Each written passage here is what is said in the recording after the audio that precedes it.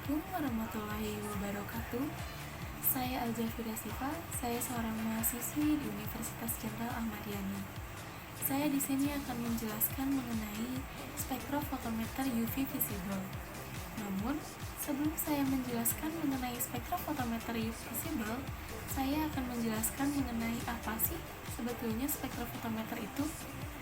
Spektrofotometer merupakan alat yang digunakan untuk mengukur besarnya transmitan atau absorban sebagai fungsi dari panjang gelombang. Spektrofotometer ini memiliki dua metode. Yang pertama adalah spektrometer dan yang kedua adalah fotometer. Spektrometer merupakan alat yang digunakan untuk menghasilkan cahaya dari spektrum, sementara fotometer adalah alat yang digunakan untuk mengukur cahaya yang ditransmisikan atau diabsorpsi.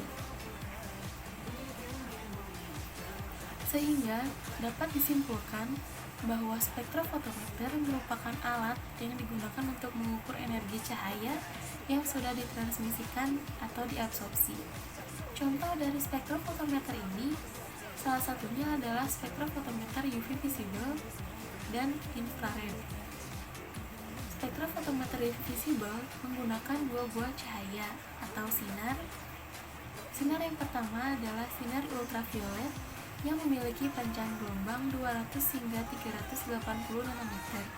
Sinar yang kedua adalah sinar tampak atau sinar visible yang memiliki panjang gelombang 380 nanometer hingga 700 nanometer. Prinsip dari spektrofotometer UV visible ini yaitu sumber cahaya polikromatis melalui sebuah celah menuju monokromator. Monokromator ini berbentuk prisma yang bisa kita atur panjang gelombangnya sesuai yang kita inginkan karena setiap warna memiliki panjang gelombang yang berbeda-beda. Monokromator ini berfungsi untuk mengubah sinar polikromatis menjadi sinar monokromatis. Setelah sinar tersebut menjadi sinar monokromatis, sinar tersebut melewati sebuah celah lagi untuk menuju sampel. Di dalam sampel, sinar tersebut ada yang diteruskan atau ditransmisikan, ada yang diserap atau diabsorpsi, ada juga yang dipantulkan atau direfleksikan. Sinar yang ditransmisikan atau diteruskan kemudian dideteksi oleh detektor dan dihitung transmitannya. Setelah itu kita akan mendapatkan nilai absorbansi dari nilai transmitan tersebut. Apa sih sebenarnya fungsi spektrofotometer UV visible di dalam kimia organik? Fungsinya adalah untuk mengetahui apakah senyawa yang kita isolasi memiliki ikatan rangkap terkonjugasi atau tidak. Ikatan rangkap terkonjugasi merupakan ikatan di mana ikatan rangkap dan ikatan tunggalnya silih bergantian. Contohnya adalah benzen. Dapat terlihat dalam benzen tersebut bahwa contohnya misalkan atom C1 dengan atom C nomor 2 memiliki ikatan rangkap, sementara atom C nomor 2 dengan atom C nomor 3 memiliki ikatan tunggal, lalu atom C nomor 3 dengan atom C nomor 4 memiliki ikatan rangkap, dan seterusnya hingga atom C6 dan atom C1.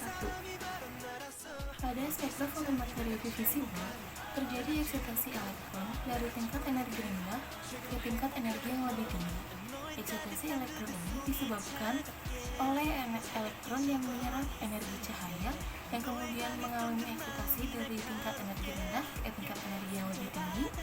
Setelah itu, elektron tersebut akan kembali mengalami relaksasi, yaitu perubahan tingkat energi dari yang lebih tinggi ke yang lebih rendah. Kemudian energi yang dilepaskan berupa warna komplementer atau warna yang 180 derajat berbeda dengan warna sampel tersebut yang kemudian akan ditangkap oleh detektor sebagai transmitan. Istilah lain dalam spektrofotometer UV visible yaitu gugus kromofor dan gugus auxochrome. Gugus kromofor merupakan gugus yang menyerap cahaya dengan kuat pada rentang UV visible, sementara gugus auxochrome adalah gugus fungsi yang memiliki pasangan elektron bebas yang dapat memaksimalkan serapan sinar pada gugus kromofor. pengujian menggunakan spektrofotometer UV visible, terdapat 3 syarat yang harus dipenuhi. Yang pertama, larutan harus jernih, tidak boleh ada endapan apapun, karena partikel koloid bisa menyerap cahaya yang sudah ditembakkan ke dalam sampel. Yang kedua, pelarut yang digunakan tidak boleh memiliki ikatan rangkap terkonjugasi, karena akan berpengaruh ke dalam grafik absorbansi yang didapatkan nantinya. Yang ketiga, larutan harus berkonsentrasi rendah, karena akan berpengaruh kepada linearitas grafik dari absorbansi tersebut. Saya juga akan memperlihatkan bagaimana penerapan spektrofotometer UV visible di dalam penentuan struktur isolasi sesquiterpen dari kulit buah Aglaia agnoidea A. Jus. Berikut jurnal. Di sini dapat terlihat bahwa data spektroskopi untuk UV vis pada isolat sesquiterpen kulit buah Aglaia agnoidea menunjukkan data sebagai berikut. Data ini memberikan informasi bahwa isolat mengandung senyawa yang tidak memiliki ikatan rangkap terkonjugasi, karena ikatan rangkap terkonjugasi memiliki panjang gelombang di atas 215 nanometer, sementara hasil yang didapatkan serapan tersebut ada pada daerah 204 nanometer.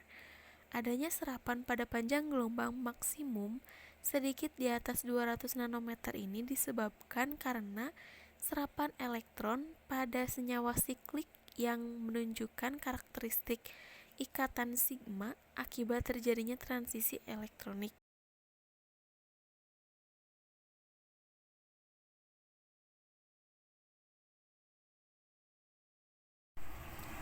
Sekian penjelasan dari saya. Mohon maaf bila masih ada kekurangan dan kesalahan. Assalamualaikum warahmatullahi wabarakatuh.